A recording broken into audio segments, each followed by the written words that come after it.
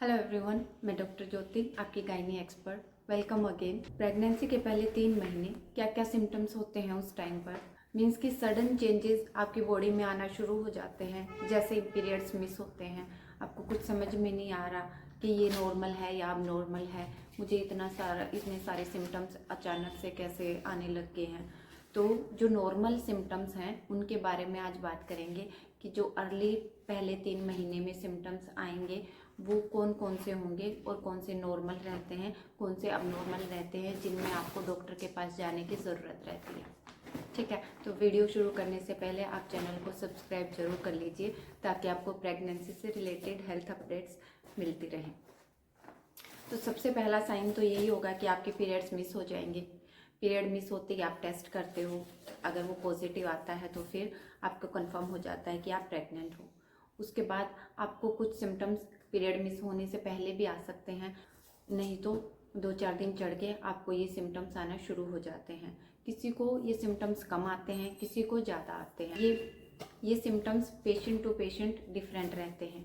5 sign जो main रहते हैं, सबसे पहला कि पीरियड्स मिस होंगे।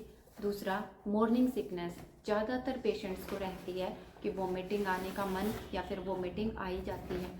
तीसरा सिम्टम, आपको बार बार पेशाब आता है, ये भी नॉर्मल रहता है।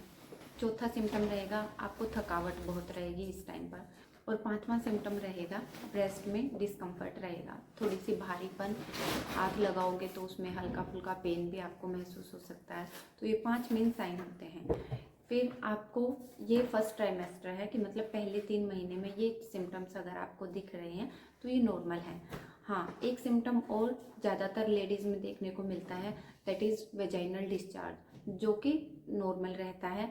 उसमें घबराने की कोई ज़रूरत नहीं रहती, बल्कि जो ये डिस्चार्ज होता है वो जो पैथोजेनिक ऑर्गेनिजम्स होते हैं उनकी ग्रोथ को रोकने का काम करते हैं। तो वो डिस्चार्ज हेल्दी रहता है, वो ज़्यादातर पेशेंट्स में भी देखने को मिलता है।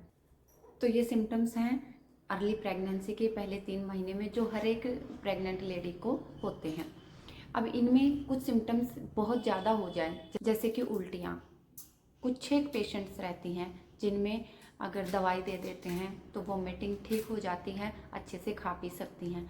लेकिन कुछ पेशेंट्स ऐसी होती हैं, बहुत कम रहती हैं वो, जिनको हाइपर एमेसिस ग्रेविडेरम हो जाता है, मीन्स कि उल्टी रुकती ही नहीं है, जिसकी वजह से उसको चक्कर आ जाते हैं और बिल्कुल थकावट बहुत ज़्यादा हो जाती है, बीपी कम हो जाता है कि एडमिट तक की नौबत आ जाती है। तो उसको हाइपर एमेसिस ग्रेविडेरम बोलते हैं। उस टाइम पर आपको डॉक्टर के पास ज़रूर जाना चाहिए। वो आपको आईवी ड्रिप दे देंगी ताकि आप में कुछ एनर्जी आए, क्योंकि आप ओरली कुछ खा नहीं सकते हो, खाते ही आपको वॉमिटिंग आ रही है और आपको एनर्जी चाहिए, क्योंकि बार बार उल्टी आने से आपका बीपी भी डाउन हो सकता है। तो उस टाइम पर आप डॉक्टर के पास जाइए, वो आपको कुछ इंजेक्टेबल्स देंगे जिनसे कि बीपी नॉर्मल होगा, आप स्टेबलाइज हो जाओगे। इसके अलावा फर्स्ट ट्राइमेस्टर में अगर आपको बार बार चक्कर आ रहा है, अगर दिन में एक बार आ रहा है तो दैट इज़ नॉर्मल, कभी कभार हो जाता है। लेकिन अगर आपको बार बार, आप जैसे ही उठ रहे हो, बैठ रहे हो या कुछ भी काम कर रहे हो, उसी टाइम पर आपको चक्कर आ रहा है, दैट इज़ नॉट नॉर्मल। उस टाइम पर आपको डॉक्टर को दिखाना चाहिए। हो सकता है बीपी बहुत ज़्यादा कम हो या बीपी हाई हो, कुछ भी हो सकता है, तो डॉक्टर को ज़रूर दिखाइए। ज़्यादा चक्कर आना भी नॉर्मल नहीं होता प्रेगनेंसी में। इसके अलावा अगर आपको ब्लीडिंग हो जाए तो भी आपको डॉक्टर के पास उसी समय दिखाने जाना है, वरना सब कुछ ठीक चल रहा है, अगर उल्टी आ रही है, चक्कर आ रहे हैं, हल्के फुल्के हैं, तो वो आपकी गायनेकोलॉजिस्ट दवाइयों से मैनेज कर देती है और आपकी प्रेगनेंसी के 3 महीने, पहले 3 महीने स्मूथली निकल जाते हैं। ठीक है, तो ये आज पहले 3 महीने का है कि इनमें क्या क्या लक्षण होंगे। अच्छा, आपको इन 3 महीनों में खाना बहुत ज़रूरी है, क्योंकि जैसे उल्टी आती है, खाली पेट सबसे ज़्यादा उल्टी आएगी, तो आपको भूखे पेट नहीं रहना है।